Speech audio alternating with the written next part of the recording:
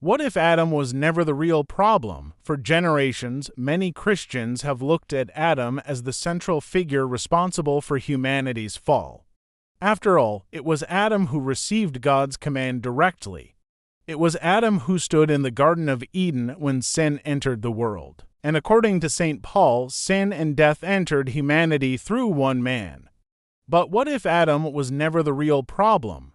What if the story of Eden points us toward something much deeper than simply blaming the first man? The Catholic understanding of Scripture invites us to look beyond the surface.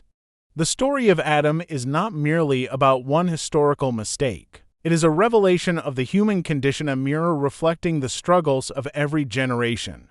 When God created Adam and Eve, He did not create robots programmed to obey. He created persons capable of love. Genuine love requires freedom, and freedom always includes the possibility of rejection. The problem was never Adam himself. The deeper issue was humanity's misuse of the gift of freedom. In Genesis, the serpent introduces doubt before introducing disobedience. He does not begin by commanding Eve to rebel. Instead, he asks a question: did God really say? This subtle attack targets trust. Before humanity broke God's command, humanity first questioned God's goodness. This is why the real tragedy of Eden is not simply eating forbidden fruit. The real tragedy is the loss of trust in the Father who created them. Adam and Eve began to believe that God was withholding something good from them.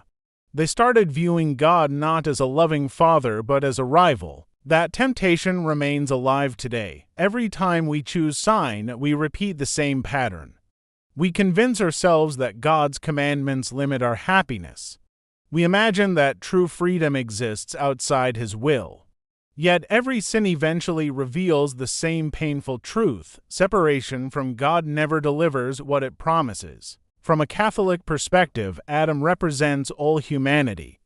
The Catechism teaches that original sin is a fallen condition inherited by all his descendants. It is easy to say Adam caused this mess. It is much harder to admit that we continue making similar choices every day. We often know what God asks of us, yet like Adam, we frequently choose our own way. The Garden of Eden exists within every human heart. The story becomes even more meaningful when viewed through the lens of Jesus Christ. St. Paul calls Jesus the new Adam. If Adam were truly the ultimate problem, then Christianity would be a story about failure, but the gospel is centered on Christ. Where Adam failed in a garden, Jesus remained faithful in another garden, the Garden of Gethsemane. Where Adam chose his own will, Jesus prayed, "Not my will, but yours be done." Where Adam hid from God after sinning, Jesus willingly embraced the cross to restore communion between God and humanity. The contrast is powerful. Adam reveals humanity's weakness. Jesus reveals God's solution. This is why Catholic theology never leaves believers trapped in the fall. The Church teaches that God's plan was greater than humanity's failure. In fact, the Easter liturgy contains the famous phrase, "O happy fault," referring to the mystery that God brought a greater good from sin.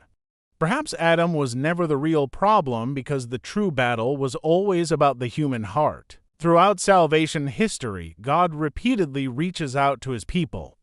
He calls Abraham, He frees Israel, He sends prophets. Ultimately, He sends His Son. Every chapter of Scripture reveals a God who refuses to abandon humanity despite its failures. Instead of asking, "How could Adam do such a thing?" perhaps we should ask, "How often do I do the same?" The story of Adam explains why the world is broken. The story of Jesus explains how it can be healed. Perhaps the real problem has always been humanity's struggle to trust God completely, and the real hero was never Adam at all. Christ, the new Adam, came to restore what was lost, heal what was wounded, and lead humanity back into the loving embrace of the Father. That is the heart of the gospel. And that is why the story of Eden ultimately points not to despair, but to hope. Thank you for watching. Please like and don't forget to subscribe to the channel so you don't miss the next video. Goodbye.